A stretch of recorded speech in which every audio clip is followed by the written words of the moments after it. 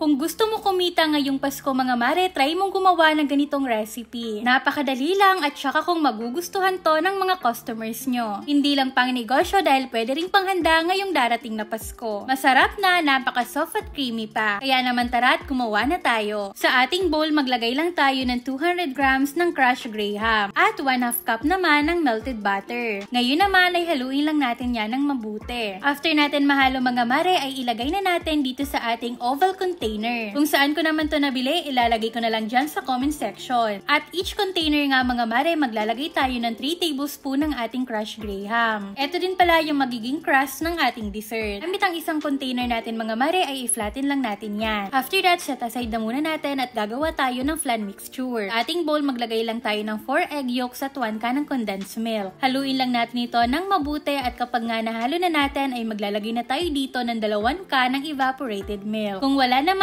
pwedeng gumamit ng 1 liter ng fresh milk. At para naman sa soft at creamy na texture, maglalagay tayo ng 3 tablespoon ng cornstarch. Ngayon naman ay haluin lang natin yan ng maigi at pagkatapos ay pwede na natin salain gamit ang strainer. Ito ay para maalis yung buo-buo at para naman soft ang texture ng ating flan. After natin masala yan mga mare, ay set aside na muna natin dahil gagawa naman tayo ng ating jelly mixture. Lagay lang ako ng 500 ml ng water at itong leche flan flavor na jelly powder. Lutuin lang natin ito over low-medium heat hanggang sa kumulo na itong ating jelly mixture. Continuous lang sa paghahalo para hindi masunog ang ating jelly. Kapag nakulo na, pahinaan na ang apoy at paunti-unting ilagay ang ating flan mixture. Kapag nahalo na natin yan ng maigi, ay patayin na natin ang apoy at ilagay na natin dito sa ating mga molder. Kailangan na palamigin lang natin ito ng kaunti bago natin ilagay dito sa ating tub. At para naman pala sa complete list ng mga ingredients na ginamit natin, ilalagay ko na lang dyan sa comment section. After natin malagyan lahat ng tub, ay refrigerate lang muna natin yan at hintayin mag-set. Pag nag-set na, pwede na tayo dito maglagay ng tira nating crushed graham. Kailangan na kaunti lang ang ilagay natin. Nagawa natin yan para ma-achieve natin yung effect na para lang na cream brulee. Naku mari, napaka-perfect ng dessert na to, lalong-lalo na ngayong Pasko. After natin yan malagyan lahat, ngayon naman ay mag-caramelize tayo dito ng 3 tablespoon ng asukal. Ito na din naman yung last layer ng ating dessert. Kaya naman kapag nag-caramelize na yan, ay pwede na tayo dito maglagay ng ating water. Paunti-unti lang natin yan ilalagay. At kapag nga na-dissolve na ang sugar dito sa ating tubig, ay pwede na tayo dito maglagay ng 1 tablespoon ng clear jelly powder. Haluin lang natin yan ng maigi mga mare hanggang ma-dissolve na ang ating sugar at ang ating jelly. Pagkatapos, i-transfer na natin dito sa ating mga molder. O diba, napakadali lang gumawa ng dessert na to. Perfect na perfect pang handa o kaya naman gawing mong pang negosyo ngayong darating na Pasko. O steam na nga ito at hindi mo na kailangan ilagay pa sa freezer. Gusto mong gawing pang negosyo, pwede mo siya lagyan ng ganitong sticker. Kung saan ko naman to nabili, ilalagay ko na lang dyan sa comment section. O diba, napaka-presentable tingnan. Tsaka kung magugustuhan to ng mga customers nyo at mapapadami talaga ang mga orders nyo. At syempre, bago natin i-serve, kailangan na naka-refrigerate ito. After natin ma-refrigerate mga mare, ay i-enjoy na natin itong napakasarap, soft at creamy na graham flan dessert. Kaya ngayon pa lang mga mare, ay i-save mo na ang recipe na to at gawin mo na ngayong Noche Buena. Yun lang muna mare, follow for more pang negosyo recipe.